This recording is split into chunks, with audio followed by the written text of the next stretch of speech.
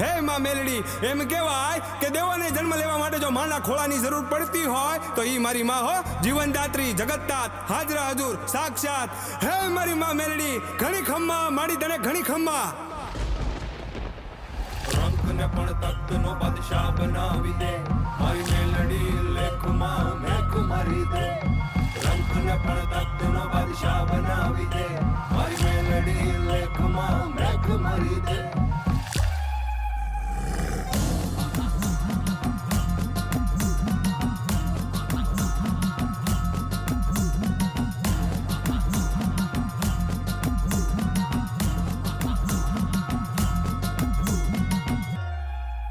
હે રમવાયા ઓ ને માડી રમવાયા ઓ, આજમાં તું મેલડી રમવાયા ઓ.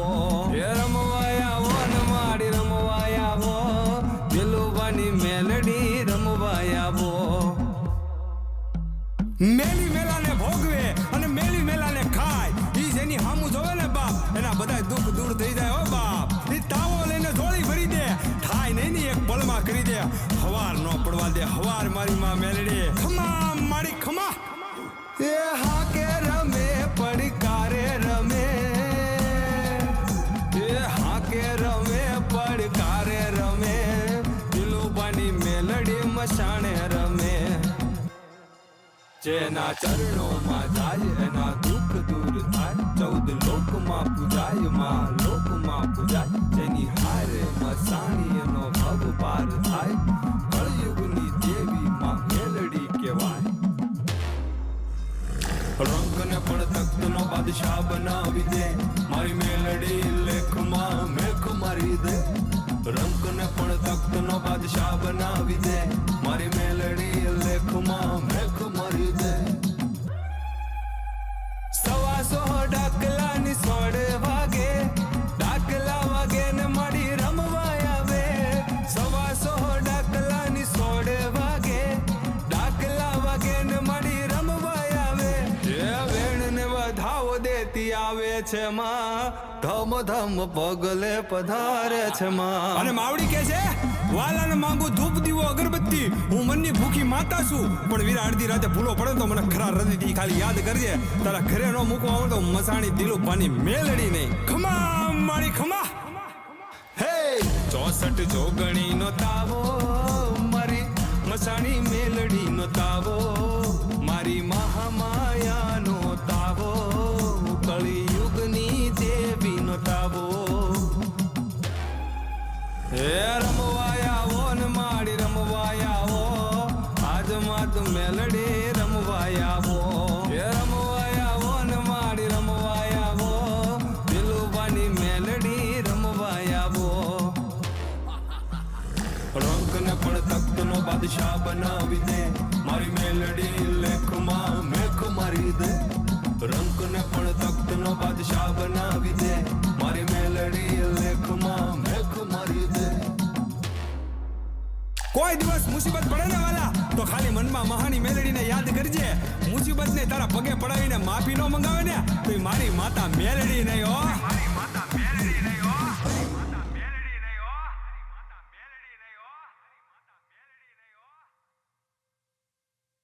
એ હા કે રમે પડકારે રમે, એ હા કે રમે પડકારે રમે, દિલુબાની મેલડી મસાણે રમે. જેના ચરણોમાં જાય એના દુઃખ દૂર થાય, 14 લોકમાં પૂજાય માં લોકમાં પૂજાય. જેની હારે મસાણી એનો ભવ પાર.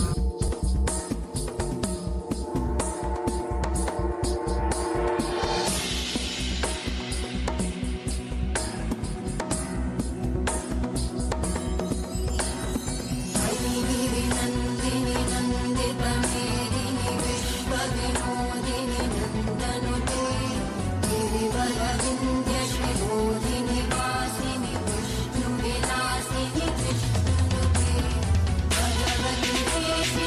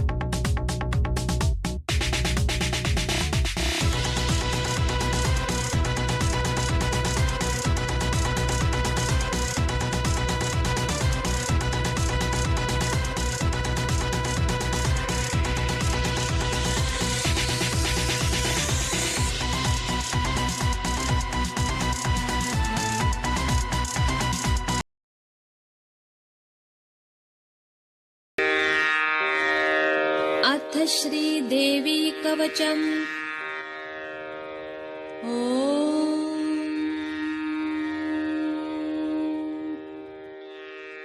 श्रीगणेशाय नमः। अस्य श्रीदेवी कवचस्य ब्रह्मा ऋषिः अनुष्टुप् छन्दः चामुण्डा देवता अङ्गन्यासोक्तमातरो बीजम् दिग्बन्धदेवतास्तत्त्वम् श्रीजगदम्बा प्रीत्यर्थे जपे विनियोगः। ॐ नमश्चण्डिकायै। ॐ मार्कण्डेय उवाच यद्गुह्यं परमं लोके सर्वरक्षाकरं नृणाम् यन्न कस्यचिदाख्यातं तन्मे ब्रूहि पितामह। ब्रह्मोवाच अस्ति गुह्यतमं विप्र सर्वभूतोपकारकम् देव्यास्तु कवचं पुण्यं तच्छृणुष्व महामुने।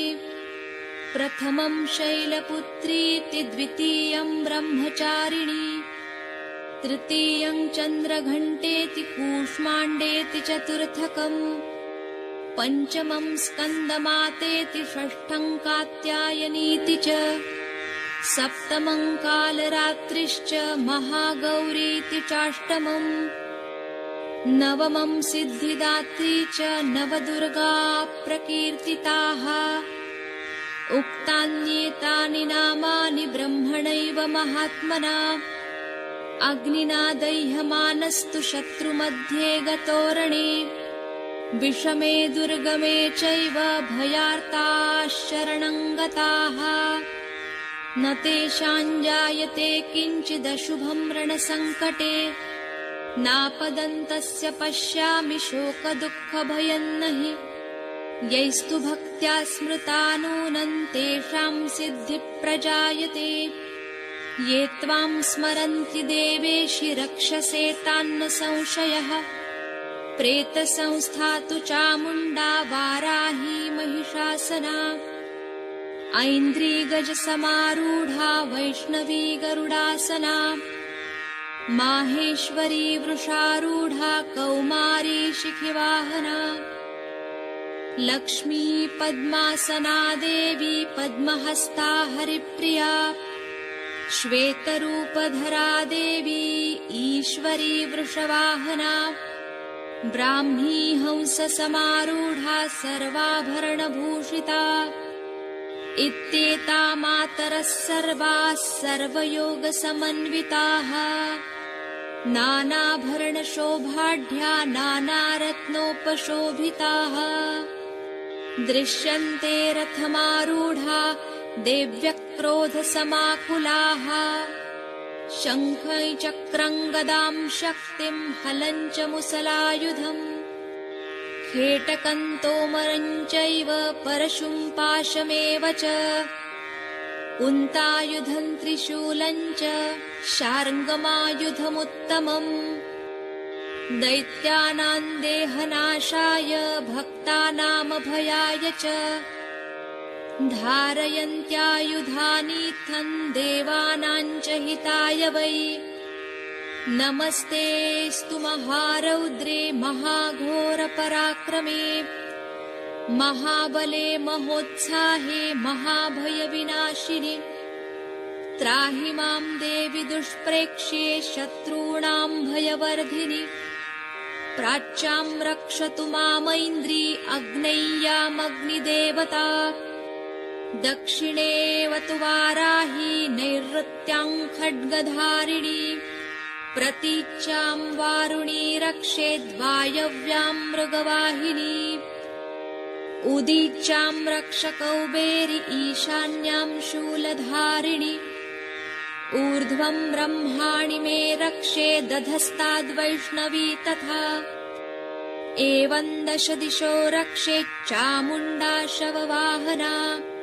जया मे अग्रतस्थातु विजया स्थातु पृष्ठतः अजिता वामपार्श्वे तु दक्षिणे चापराजिता शिखां मे द्योतिनी रक्षे दुमामूर्ध्नि व्यवस्थिता मालाधरी ललाटे च भ्रुवौ रक्षेद्यशस्विनी त्रिनेत्रा च भ्रुवोर्मध्ये यमघण्टा च नासिके शङ्खिनी चक्षुषोर्मध्ये श्रोत्रयोर्द्वारवासिनी कपोलौ कालिका रक्षेत् कर्णमूले तु शाङ्करी नासिकायां सुगन्धा च उत्तरोष्ठे च चर्चिका अधरे चामृतकला जिह्वायां च सरस्वती दन्तान् रक्षतु कौमारी कण्ठमध्ये तु चण्डिका घण्टिकां चित्रघण्टा च महामाया च तालुके कामाक्षी चिबुकं रक्षेद्वाचं मे सर्वमङ्गला ग्रीवायां भद्रकाली च पृष्ठवंशे धनुर्धरी नीलग्रीवा बहिः कण्ठे नलिकान्नलकूबरी खड्गधारिण्युभौ स्कन्धौ बाहू मे वज्रधारिणी हस्तयोर्दण्डिनी रक्षेदम्बिका चाङ्गुलीस्तथा नखाञ्छूलेश्वरी रक्षेत् कुक्षौ रक्षेन्नलेश्वरी स्तनौ रक्षेन्महालक्ष्मीर्मनःशोकविनाशिनी हृदये ललिता देवी उदरे शूलधारिणी नाभौ च कामिनी रक्षेद्गुह्यं गुह्येश्वरी तथा कट्यां भगवती रक्षेज्जानुनी विन्ध्यवासिनी भूतनाथा च मेढ्रं मे ऊरू महिषवाहिनी जङ्घे महाबला प्रोक्ता सर्वकामप्रदायिनी गुल्फयोर्नारसिंही च पादौ चामिततेजसी पादाङ्गुली श्रीर्मे रक्षेत् पादाधस्तलवासिनी नखान्दंष्ट्रान्कराली च केशांश्चैवोर्ध्वकेशिनी रोमकूपेषु कौबेरी त्वचं वागीश्वरी तथा रक्तमज्जावसा मांसान्यस्थिमेदांसि पार्वती अन्त्राणि कालरात्रिश्च पित्तं च मुकुटेश्वरी पद्मावती पद्मकोशे कफे चूडामणिस्तथा ज्वालामुखी नखज्वाला अभेद्या सर्वसन्धिषु शुक्रं ब्रह्माणि मे रक्षेच्छायां छत्रेश्वरी तथा अहङ्कारं मनोबुद्धिं रक्ष मे धर्मचारिणी प्राणापानौ तथा व्यानं समानो दानमेव च वज्रहस्ता च मे रक्षेत् प्राणकल्याणशोभना रसे रूपे च गन्धे च शब्दे स्पर्शे च योगिनी सत्त्वं रजस्तमश्चैव रक्षेन्नारायणी सदा आयु रक्षतु वाराहि धर्म रक्षतु वैष्णवी यशः कीर्तिं च लक्ष्मीं च सदा रक्षतु वैष्णवी गोत्रमिन्द्राणि मे रक्षेत् पशून् मे रक्ष चण्डिके पुत्रान् रक्षेन्महालक्ष्मीर्भार्यां रक्षतु भैरवी मार्गं क्षेमकरी रक्षेद्विजया सर्वतः स्थिता रक्षाहीनं तु यत्स्थानं वर्जितं कवचेन तु तत्सर्वं रक्ष मे देवी जयन्ती पापनाशिनी पदमेकं न गच्छेत्तु यदीच्छेच्छुभमात्मनः कवचेनावृतो नित्यं यत्र यत्राधिगच्छति तत्र तत्रार्थलाभश्च विजयः सार्वकामिकः यं यं कामयते कामं तं तं प्राप्नोति निश्चितम् परमैश्वर्यमतुलं प्राप्स्यते भूतले पुमान् निर्भयो जायते मर्त्यः सङ्ग्रामेष्वपराजितः त्रैलोक्ये तु भवेत् पूज्यः कवचेनावृतः पुमान् इदं तु देव्याः कवचं देवानामपि दुर्लभम् यः पठेत् प्रयतो नित्यं त्रिसन्ध्यं श्रद्धयान्वितः दैवी कला भवेत् तस्य त्रैलोक्येष्वपराजितः जीवेद्वर्षशतं साग्रमपमृत्युविवर्जितः नश्यन्ति व्याधयः सर्वे लूता विस्फोटकादयः स्थावरं जङ्गमं वापि कृत्रिमं चापि यद्विषम् अभिचाराणि सर्वाणि मन्त्रयन्त्राणि भूतले भूचराख्येचराश्चैव जलजाश्चोपदेशिकाः सहजाकुलजा माला शाकिनी डाकिनी तथा अन्तरिक्षचरा घोरा डाकिन्यश्च महाबलाः ग्रहभूतपिशाचाश्च यक्षगन्धर्वराक्षसाः ब्रह्मराक्षसवेताला कूष्माण्डा भैरवादयः नश्यन्ति दर्शनात् तस्य कवचे हृदि संस्थिते मानोन्नतिर्भवेद्राज्ञस्तेजो वृद्धिकरं परम् यशसा वर्धते सोऽपि कीर्तिमण्डितभूतले जपेत् सप्तशतीं चण्डीं कृत्वा तु कवचं पुरा यावद्भूमण्डलं धत्ते सशैलवनकाननम् तावत् तिष्ठति मेदिन्यां सन्ततिपुत्रपौत्रिकी देहान्ते परमं स्थानं यत्सुरैरपि दुर्लभम् प्राप्नोति पुरुषो नित्यं महामाया प्रसादतः लभते परमं रूपं शिवेन सह मोदते इति श्रीवराहपुराणे हरिहरब्रह्मविरचितं देव्या कवचं सम्पूर्णम्।